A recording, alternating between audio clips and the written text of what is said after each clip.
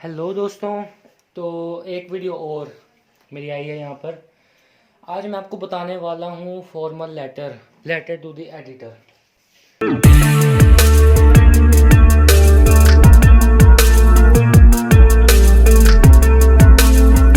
तो letter to the editor है, ये क्लास 9th के लिए भी है, 10th के लिए भी है, 11th के लिए भी है। वैसे 11th में आता नहीं लेटर टू एडिटर वैसे, तो ये हम 12th को बोल सकते हैं कि 12th के लिए है।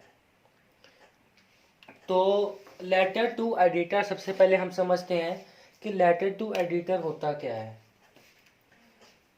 लेटर टू एडिटर एक ऐसा लेटर होता है जो लिखा जाता है किसी एडिटर को। वो किसी मैगजीन का भी हो सकता है, किसी किसी न्यूज़पेपर का भी हो सकता है वो लेटर, सॉरी एडिटर। और ये लिखा होता है किसके लिए? ये लिखा होता है टू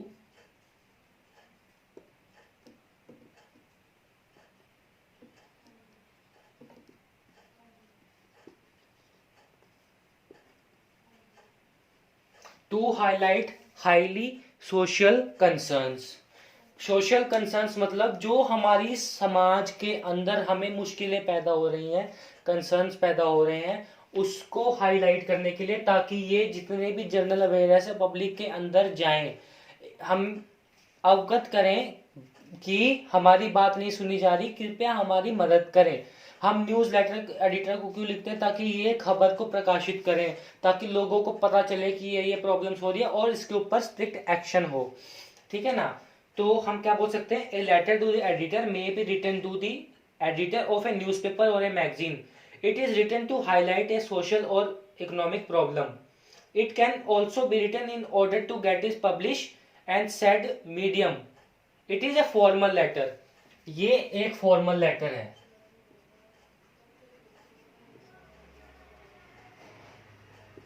ये इनफॉर्मल नहीं है, ये एक फॉर्मल लेटर है जो फॉलो होना चाहिए strictly. Only formal language is used.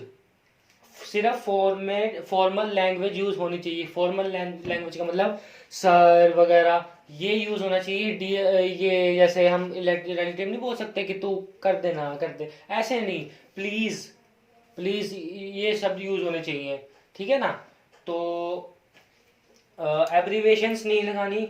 और स्लैंग लैंग्वेज मतलब दोस्ती यारी वाली लैंग्वेज, ऐसी वैसी लैंग्वेज जो हम दोस्तों के बीच में बोल देते हैं, वो लैंग्वेज इसके अंदर यूज नहीं होनी चाहिए। आप स्लैंग लैंग्वेज वो भी बोल सकते हैं कि हम जैसे क्या बोल सकते हैं इसको, वैसी लैंग्वेज, कैसे बताऊं? स्लैंग लैंग्वेज वो लैंग्वेज होती है जैसे कोई गड़बड़ वाली भाषा, जो भाषा अच्छी नहीं है, मतलब एब्यूजिंग लैंग्वेज भी बोल सकते हैं स्लैंग लैंग्वेज। ठीक है? तो अब ये क्लास 9th 10th और 12th के लिए है मेनली। ठीक है? अब देखो, मैं इसके अंदर आपको इसका फॉर्मेट बताता हूँ, फॉर्मल लेटर का। हाँ जी, मैं अपने हाथ से अभी आपके सामने लिख रहा हूँ फॉर्मेट। देखो, फॉर्मेट वही है, सबसे पहले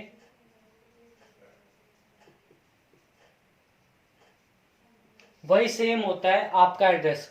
अगर जो क्वेश्चन में गिवन है तो वही आएगा, नहीं है तो आप अपना लिख सकते हैं। अगर क्वेश्चन में गिवन है तो वही आएगा, वरना अपना लिखना। उसके बाद डेट, एक लाइन छोड़ोगे डेट। और मैं आपको ये बता दूं कि कभी भी डेट को आपने ना ऐसे लिखना है, देखो ऐसे,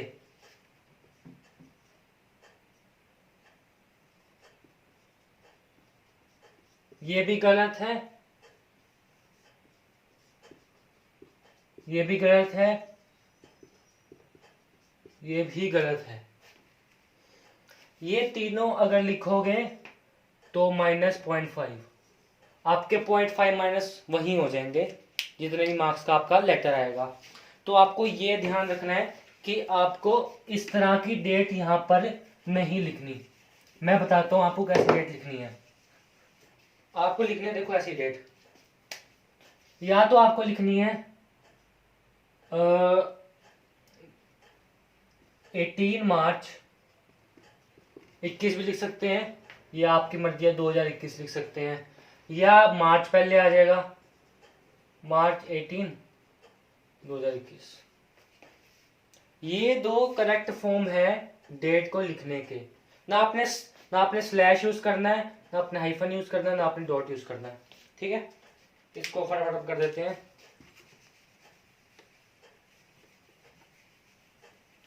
हाँ जी, है, ये डेट होगी हमारी। उसके बाद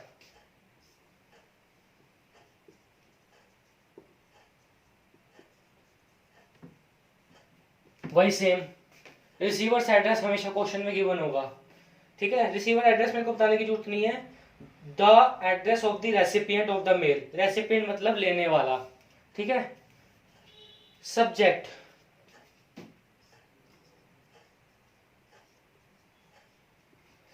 देखो एक चीज आपको बता दूं, जब आप लेटर लिखोगे ना वहां पे डेट शब्द मेंशन नहीं करोगे आप। अगर डेट शब्द मेंशन करोगे वहां पे ही मार्क्स कर देंगे।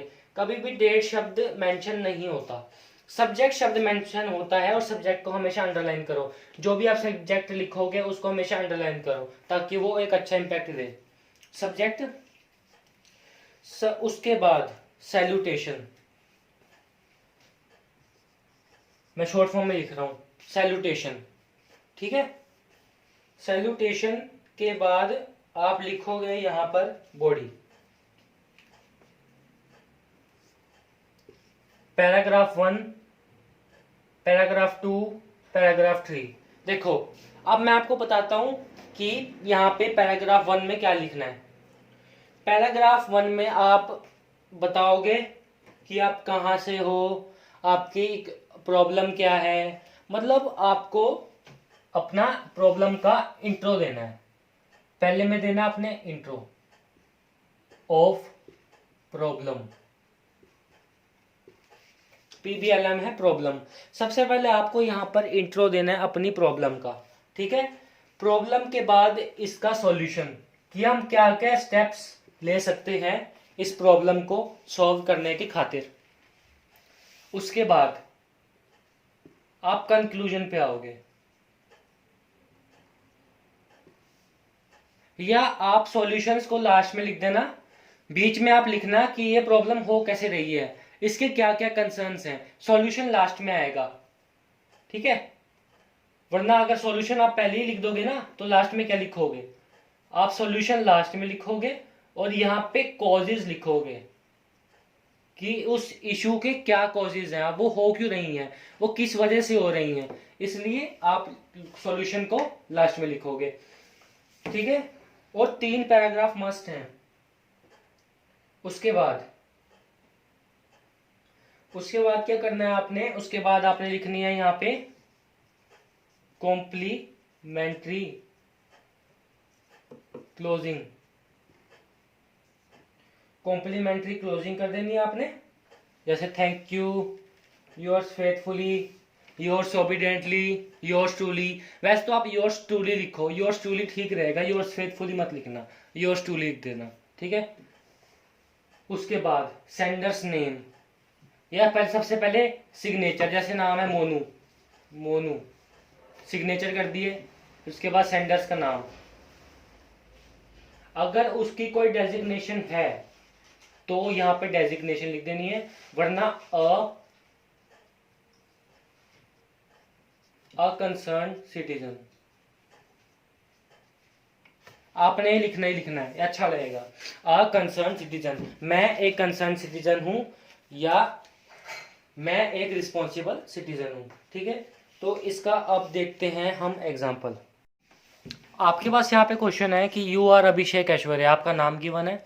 अ मेंबर ऑफ एनजीओ आवास, आप एनजीओ आवास के मेंबर हैं। Write a letter to the editor of a national daily, national daily का मतलब जो रोज अखबार छपती है, नेशनल डेली जो नेशन के ऊपर होती है, जो नेशनली स्प्रेड होती है, national daily for a public movement, एक पब्लिक की मूवमेंट के लिए to clean the Yamuna river. मतलब आपको ये लेटर लिखना है एक ऐसे न्यूज़पेपर को जो डेली छपता है, नेशन वाइड छपता है, फॉर ए पब्लिक मूवमेंट, एक पब्लिक मूवमेंट के लिए, किसके लिए, यमुना रिवर को क्लीन करने के लिए। तो आइए देखते हैं इसका मीनिंग या इसका सॉल्यूशन। अभी इतना देख लो। सबसे पहले ये हो गया आपका यहाँ पे सेंडर्स एड्रेस, ये होगी डेट, ये हो गया रिसीवर्स एड्रेस, और ये सब्जेक्ट और ये सैल्यूटेशन। अब आप सोच रहे होंगे कि यहाँ पे मैंने रिस्पेक्टेड क्यों नहीं लिखा। कभी भी रिस्पेक्टेड यहाँ पर नहीं आएगा, डियर सर, डियर ही आएगा, रिस्पेक्टेड नहीं आएगा। एक बात सुन लो ध्यान से, आपने जो मर्जी पढ़ा हो पिछली क्लासों में, लेकिन यहाँ पे डियर ही आएगा, रिस्पेक्टेड नहीं आएगा। हाँ जी, तो आप सबसे पहले अपना इंट्रोडक्शन दोगे। I am Abhishek, a member of NGO Awas. I am writing this letter in order to highlight the bad condition of river Yamuna. मैं अभिषेक हूँ, मैं एनजीओ आवास का एक मेंबर हूँ। मैं एक लेटर लिख रहा हूँ ताकि मैं आपको बता सकूँ कि हमारे वहाँ यमुना रिवर की क्या कंडीशन है। The city of Delhi is getting contaminated with river Yamuna. जो सिटी है हमारी दिल्ली की, वहाँ पे कंटेमिनेशन हो रहा है या वहाँ पे गंदगी हो रही है, जो पानी की गंदगी हो रही है रिवर यमुना की वजह से। The residents are to be blamed, जो वहाँ पे रहने वाले लोग हैं उनके ऊपर ब्लेम लगाया गया है फॉर दिस। क्यों लगाया गया है? क्योंकि वो रिवर को पल्यूट करते हैं, किससे? गार्बेज के साथ, सीवेज के साथ। The river is full of plastic, plastic है विद गार्बेज और with bacteria, chemical and other waste. Chemical भी डल जाता है, बैक्टीरिया भी बहुत सारे हैं जो हमारी हेल्थ को नुकसान करते हैं obviously, and waste material, waste material भी हैं। Thus it is unfit for our consumption. अगर ऐसा गंदा पानी हो तो कोई भी पीना उसको नहीं चाहेगा। तो आपने ये दे दिया इसको इंट्रोडक्शन। उसके बाद बीच वाला, the people have been demanding A water treatment. आप इसकी डिटेल दोगे कि इसके अंदर क्या है, ये क्या हो रहा है और इसका क्या क्या हो सकता है। आप बीच वाले पैराग्राफ में वो बताओगे कि अब हम क्या क्या कर सकते हैं। The people have been demanding a way water treatment plant. The authorities have not yet responded to the repeated request. जो हमारे पीपल हैं, रेजिडेंट हैं, वो ट्रीटमेंट प्लांट की डिमांड कर रहे हैं, लेकिन जो अथॉरिटीज़ हैं उनकी तरफ से कोई भी जवाब अभी तक नहीं आया है, मतलब उन्होंने हमारी नहीं सुनी। उसके बाद लास्ट में आप कंक्लूजन पे आओगे। I request you to highlight the problem in your newspaper and arouse public interest, मतलब लोगों को जागृत करें। We all need to get together in order to get the plant set up in the area. हमें इकट्ठा होना चाहिए, एकत्रित होना चाहिए, जिससे हमारे एरिया में प्लांट सेटअप हो जाए। ठीक है, समझ आ गया? बहुत ईजी था, बहुत ही आसान था। देखो मैंने यहाँ पे लाल मार्क भी चलाया है, जैसे ये पैराग्राफ 1 है, ये पैराग्राफ 2 है, ये पैराग्राफ 3 है, पैरा 1, पैरा 2, पैरा 3। आप अगर ऐसे लिखोगे तो आपके फुल मार्क्स लाने से कोई नहीं रोक सकता। इसके बाद आप क्या लिखोगे? थैंक यू, योर सिंसियरली या योर ट्रूली, ट्रूली लिख दो। और कभी भी योर्स के अंदर अपोस्ट्रोफी एस नहीं आएगा, अपोस्ट्रोफी एस कभी भी इधर नहीं आएगा योर्स के अंदर। कई बच्चे क्या करते हैं, योर्स के अंदर अपोस्ट्रोफी एस लगा देते हैं, जो कि गलत है, टोटली रॉन्ग है। ठीक है, इसका भी 0.5 मार्क्स कट सकता है, तो हमें पूरे मार्क्स लेने हैं, पॉइंट नंबर नहीं कटवा दे। उसके बाद सिग्नेचर, नेम और साथ में उसकी डेजिग्नेशन। अगर नहीं है तो मैंने क्या बताया था, अभी वीडियो को पॉज करो, कमेंट सेक्शन में लिखो मैंने क्या बताया था। मैंने बताया था ए कंसर्न सिटीजन। ठीक है, ए कंसर्न सिटीजन। तो ठीक है, वीडियो आपको समझ आई तो इसको लाइक कर दीजिएगा, चैनल को सब्सक्राइब कर दीजिएगा अगर आप नए हो, और वीडियो को शेयर कर दीजिएगा ताकि ये यूजफुल कंटेंट दूसरों तक भी पहुंचता रहे। और बहुत बहुत शुक्रिया, बहुत बहुत धन्यवाद। मेरे 220 सब्सक्राइबर्स हो चुके हैं, ऐसे प्यार बनाए रखें। जो जल्दी से जल्दी 1 के सब्सक्राइबर्स पूरे करवा दीजिए। और मेरे को यकीन सा नहीं हो रहा कि आधे महीने के अंदर मेरे 200 सब्सक्राइबर्स पूरे हो गए हैं, और मेरे को बहुत ज़्यादा अच्छा लग रहा है आपके कमेंट्स पढ़ के, और मैं उसका रिप्लाई भी कर रहा हूँ। एज सुन एज पॉसिबल मैं कर सकता हूँ, मैं तब कर रहा हूँ। और ऐसे ऐसे प्यारे प्यारे कमेंट्स करते रहें और मेरे को सपोर्ट करें। कोई बात नहीं, वीडियो नहीं आए तो डिसलाइक कर दो, कोई बात नहीं, डिसलाइक कर दो, मेरे को मेरे को पता चलेगा कि आपको वीडियो में मज़ा आ रहा है कि नहीं आ रहा। अगर आपको वीडियो में मज़ा नहीं आ रहा तो डिसलाइक करो, ताकि मेरे को पता चले कि आपको वीडियो पसंद नहीं आ रही और मैं अपने कंटेंट और इंप्रूव कर सकूं। तो ठीक है, वीडियो को लाइक करें, चैनल को सब्सक्राइब करें और खुल के शेयर करें, ताकि ये कंटेंट दूसरों तक पहुंचता रहे। Till then keep sharing, keep learning, keep discovering and keep enjoying. Thank you, take care of self.